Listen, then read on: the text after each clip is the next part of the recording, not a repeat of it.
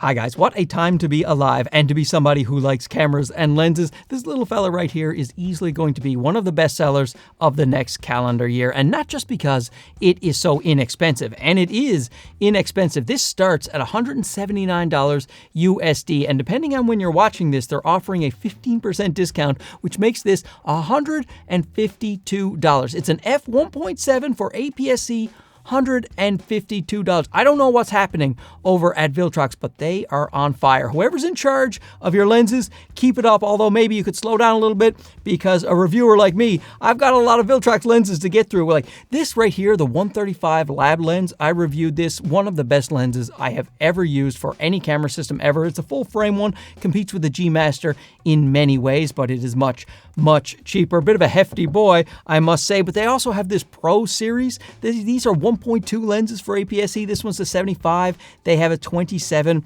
as well, but they also have this ultra budget line, which you are looking at. And look at this, there's 4 of them. If I can line them all up in the screen here, these all have the exact same housing, and just they change the glass elements on the inside, which really brings costs down, and they can pass that on to the consumer. Fantastic. 2 of these are APS-C lenses, and 2 of them are full frame lenses. 20mm 2.8 full frame, if you can believe it, that's a full frame lens. 40mm f2.5 full frame, a 56mm f1.7 for APS-C, and now the newly introduced 35mm f1.7 for APS-C. All of these are under $200, and they are all excellent lenses. I am loving it. This lens is available for the Sony E mount, the Nikon Z mount, or the Fuji X mount. And of course, this lens was sent out to me for the purpose of this review at no cost to myself, as most lenses are on this channel. But Viltrox, they don't get to see the video.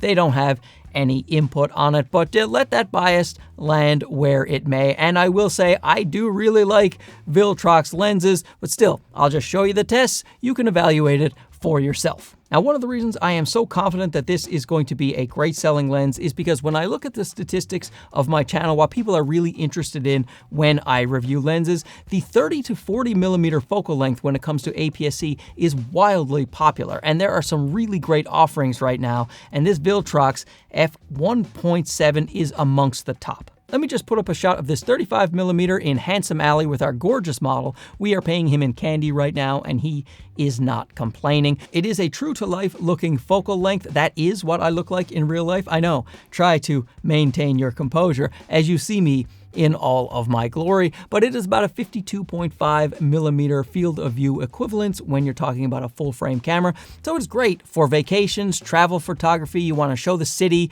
how it really is, take pictures of your friends and your family, and of course you can do video with that focal length as well. When I was in the alley, the camera was about 8 feet from me when I was doing that particular shot, so that will give you a decent idea of how far you need to be away from the camera if you want to do some video. But you want to slap this on a gimbal or something like that, such a great focal length. Especially when you have this tiny lightweight lens on a small lightweight APS-C camera, run that around on a gimbal all day long.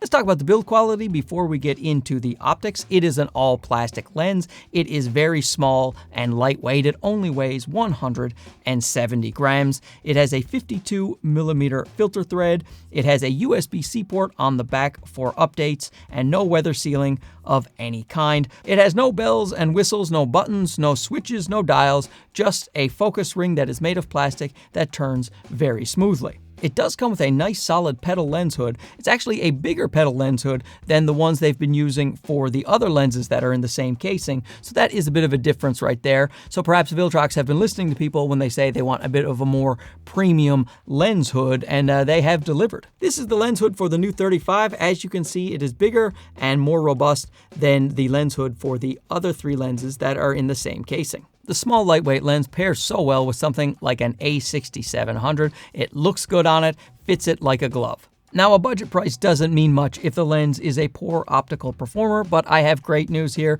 The lens does very well optically in most categories. When we're talking about sharpness, this is a sharp lens, especially in the center. At the lower f-stops, it does fall off a bit in the corners, but that is to be expected with a budget lens. I personally think it is plenty sharp for me in the center, and if you want corner-to-corner sharpness at f1.7, this is not the lens for you. But when you stop it down a little bit, which you would probably do if you are doing something like landscapes and architecture, you will find the corners sharpen up quite well, and the vignetting will also disappear, because there is some vignetting on this lens down at the lower f-stops. I never consider that much of a problem, the vignetting and the distortion, because usually there are Lightroom profiles to correct them. Viltrox always provides Lightroom profiles once they get the lens into the system, so it's just one click, and then the little bit of pincushion distortion that you will find on this lens and the vignetting at the lower f-stops will go away. But even if you don't use the Lightroom profile,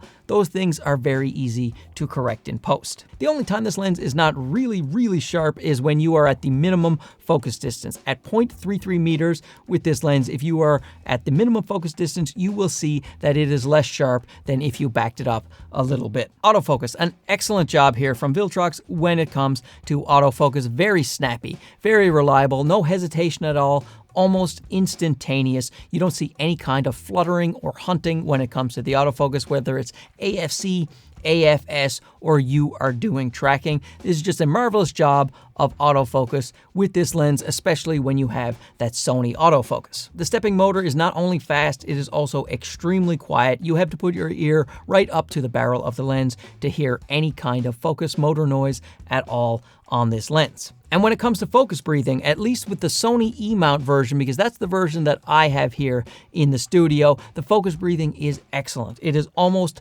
non-existent, and that is fantastic when you're trying to use this. As I said earlier, when it comes to a gimbal, you want to put this little lens on a light camera on a gimbal, take it around all day, and use it for video that way. To not have any focus breathing on this third-party lens is so great, because you can't use that Sony focus breathing compensation with third-party lenses, but for this guy, you don't need it. The lateral chromatic aberration is absolutely excellent. You aren't going to find any to speak of when it comes to lateral chromatic aberration. When it comes to the longitudinal chromatic aberration, the areas that are out of focus in the foreground and background, you will see some at f1.7 and at f2. By the time you're at f2.8, you can hardly detect any at all. But if you are in taxing situations, you may see some of that longitudinal chromatic aberration creeping in at the very low f-stops. To me, it is certainly more than acceptable to have an f1.7 at this price point to have a little longitudinal chromatic aberration. With flaring and ghosting, I think we see the weakest point of this lens. You will see a fair amount of flaring and some ghosting when you have bright lights